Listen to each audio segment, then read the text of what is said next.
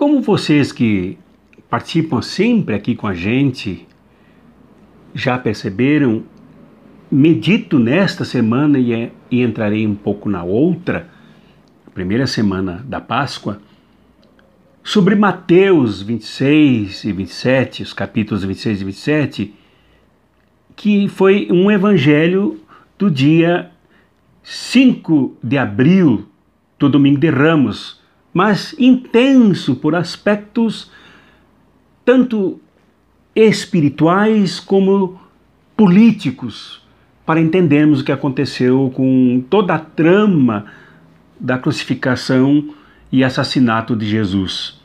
E também compreendermos, iluminados pelo Evangelho, a nossa realidade de hoje no Brasil e no mundo, sob o mesmo pano de fundo, ou sobre o mesmo pano de fundo, com os aspectos políticos, econômicos e políticos do julgamento e do assassinato de Jesus. Então, por isso eu posto nos dois canais, coisa que farei até terminar a reflexão sobre esse evangelho, postando os mesmos vídeos nos dois canais e depois com reflexões do evangelho somente no canal Espiritualidade Revolucionária. Por isso eu posto aqui também no canal Cartas Proféticas. E também no canal Espiritualidade Revolucionária, porque interessa aos dois.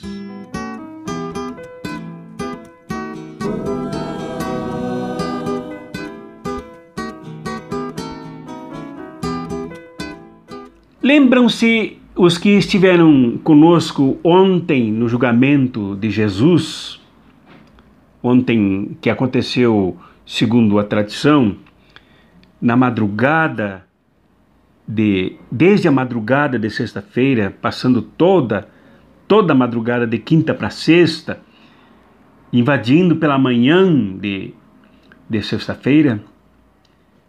Eu convidei a vocês, desde aí onde vocês estão, para conseguirmos cada um, da maneira melhor que pudesse, um lugar para vermos o espetáculo de horror, a farsa do julgamento de Jesus em Jerusalém, no século I do cristianismo.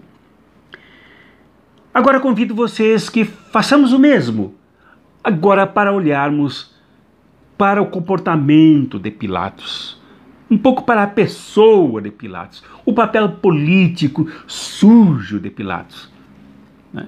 E as semelhanças de Pilatos com a Lava Jato, como mostrei ontem.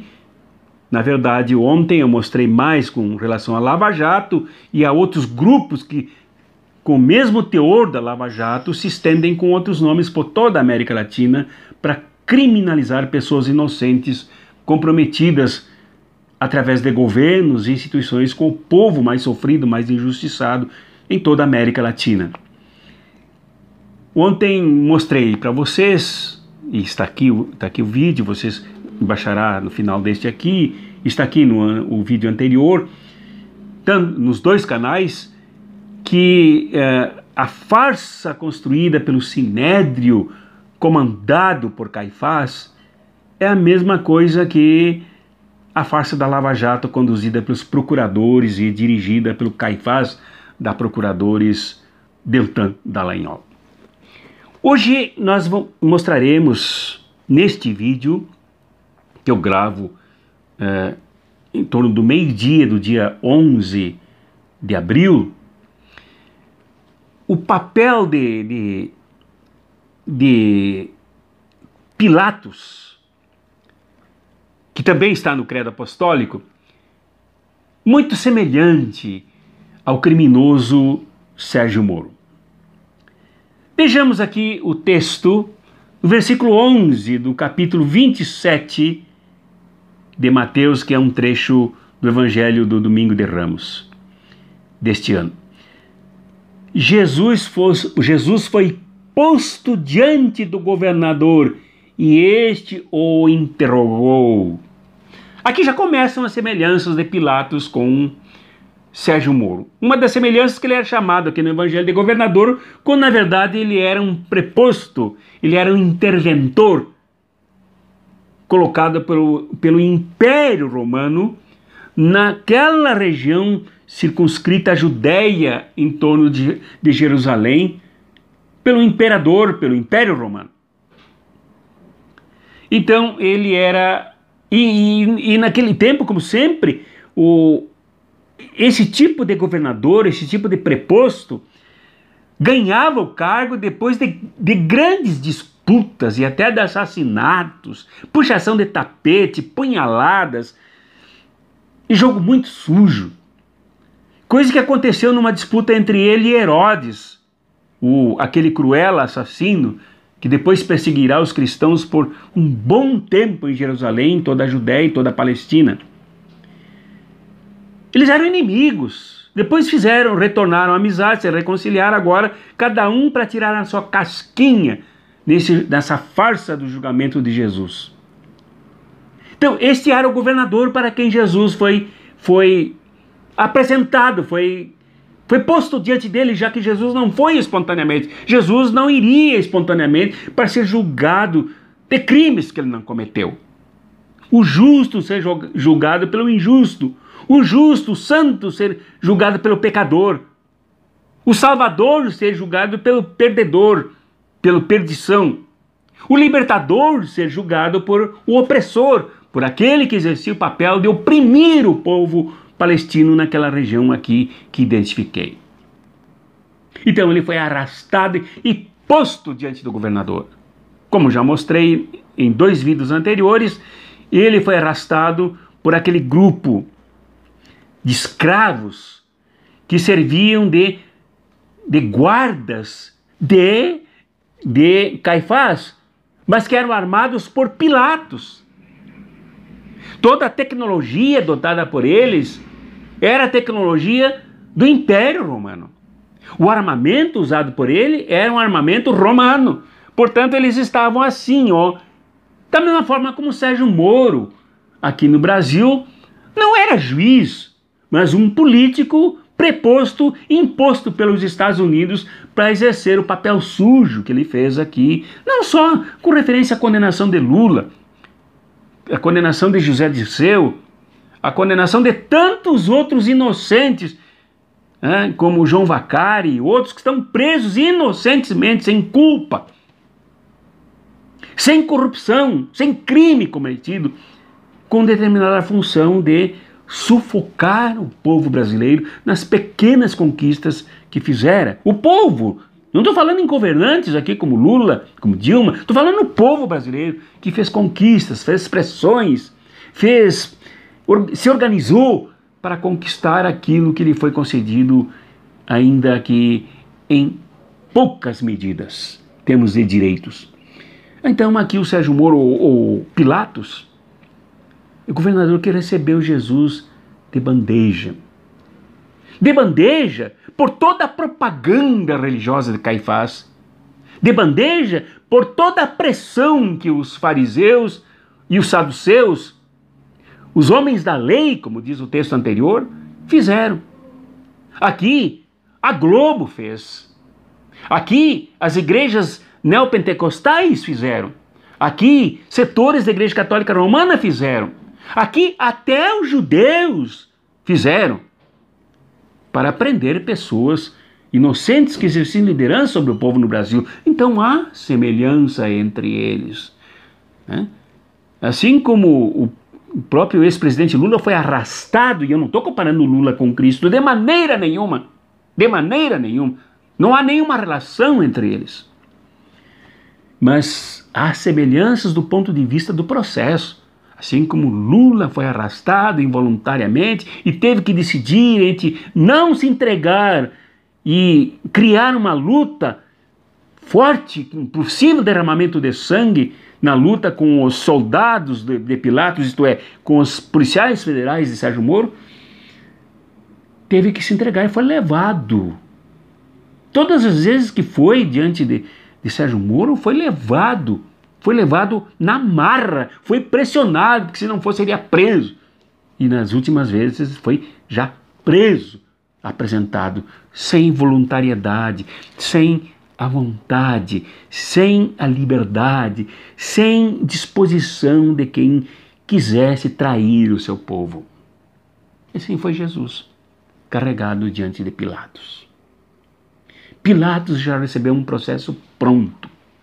Como Sérgio Moro já recebeu um processo pronto, feito pelos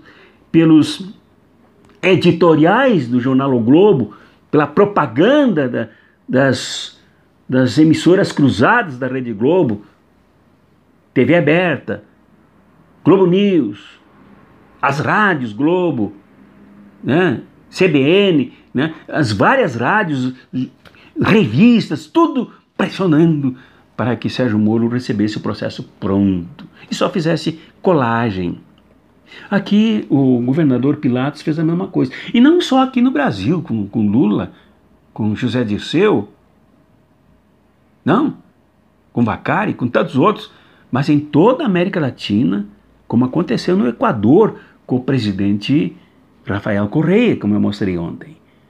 Como aconteceu na Argentina com a ex-presidenta e depois senadora Cristina Kirchner, que se elegeu, né, no ano passado vice-presidenta da Argentina, assim como aconteceu com Evo Morales na Bolívia. Quer dizer, o cerne da injustiça, da opressão, da brutalidade opressiva, com armamento pesado, com invenções de culpas sem provas, é o mesmo que o Evangelho já retrata há mais de 2000 anos. E as perguntas já tinham sido feitas por Caifás, agora ele repete, mostrando que eles já estavam articulados, passando informações.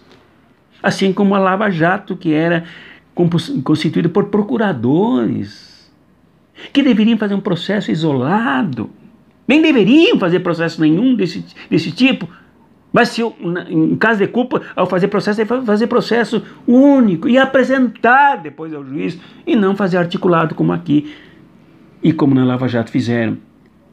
Tu és o rei dos judeus?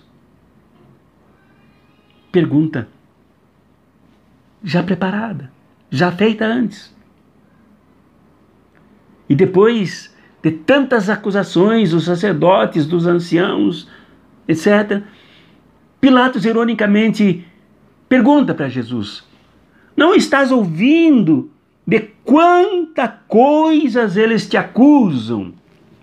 Eu ouvi senadores aqui no Brasil, deputados federais no Brasil, ouvi locutores de rádio, das rádios, essas radiozinhas que enchem a mente do povo de sujeira.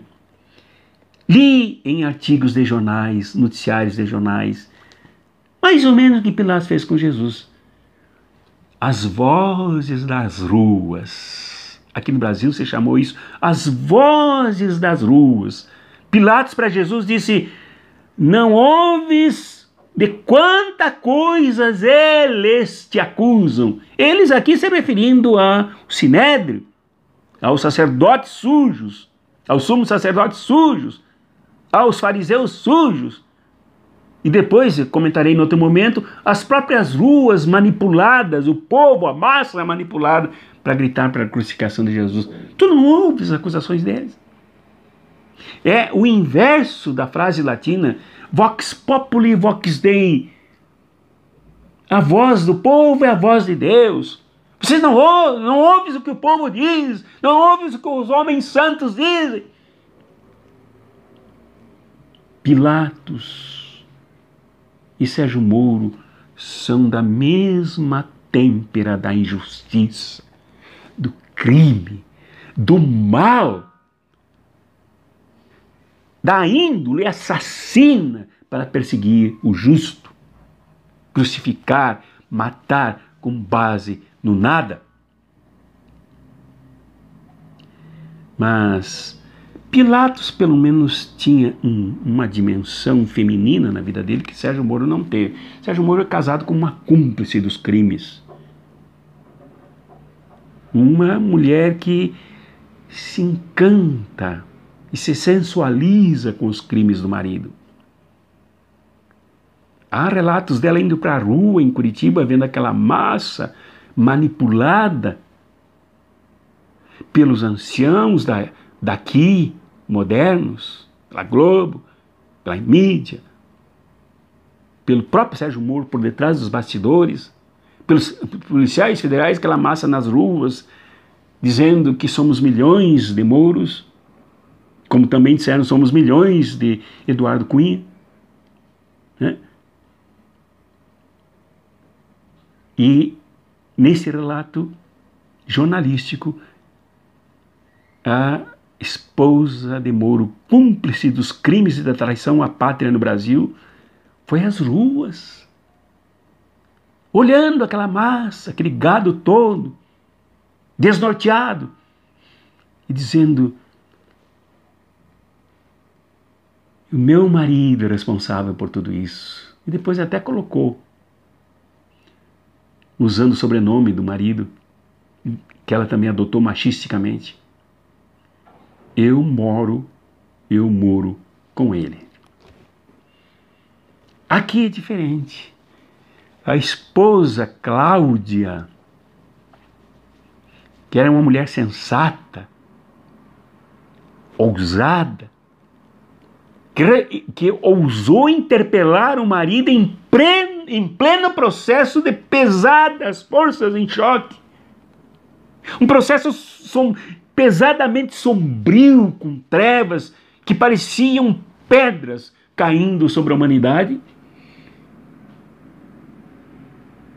Diz Mateus, relatando essa história, versículo 19: quando Pilatos estava sentado no tribunal, sua mulher mandou dizer a ele: não te envolvas com este justo, porque esta noite em sonho sofri muito por causa dele.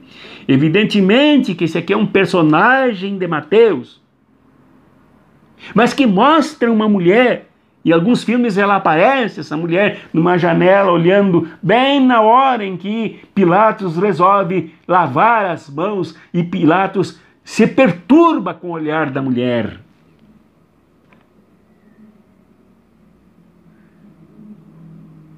Ela tinha ciência de que Jesus era justo. Ele era o justo proclamado e anunciado pelos profetas. O justo do reino que ele vinha trazer, que não tinha nenhuma composição suja com este julgamento, com esses perversos, com esses criminosos que aí estavam.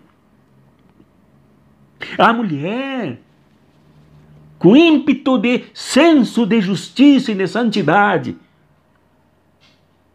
gritou debaixo dos porões dos crimes, das sombras do assassinato, das sombras da morte: não te envolvas com este justo. Isso significa que ela sonhava com ele, se perturbava com tudo, né? E se Freud existisse na época, com o famoso Estudos dos Sonhos, ou então o Carl Jung, no famoso livro Os Sinais do Homem, os símbolos do homem, e que mostra o significado dos sonhos na psique humana, na mente humana, até mesmo enquanto o ser humano dorme, e nesse caso sonha só quando dorme. O quanto eles anunciam da realidade traumática, pesada, criminosa, que aí domina a realidade e perturba quem dorme. Então, os sonhos de Cláudia, e certamente o próprio Pilatos, eram tremendamente perturbados, porque eles se envolviam com os crimes da condenação e sem provas, farsante, suja, de alta densidade opressiva, para massacrar o próprio povo que seguia Jesus, que era uma condenação exemplar para intimidar e destruir o sonho proposto por Jesus. E bem-aventurados os pobres, porque eles serão saciados na sua fome, na sua sede de justiça. Bem-aventurados os que buscam a paz. Este era o sonho de Jesus e objetivo desta gente, objetivo desse processo manipulado, como aconteceram muitos ao longo da história, como Dreyfus, na França, condenado sem provas e levado ao calabouço das trevas, dos fungos, dos ratos, das baratas, por crimes que ele não cometeu.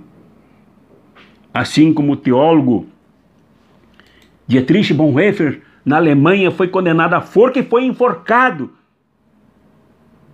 por se envolver na luta contra o mal do nazismo.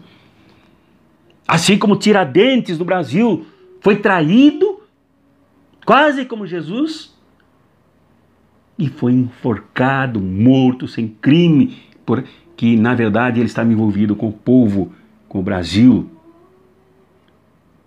Assim como Zumbi no Brasil foi entregue, inclusive, por alguns de seus companheiros, traído e assassinado em Palmares, contra o sonho da liberdade, contra o sonho da luta contra a escravatura.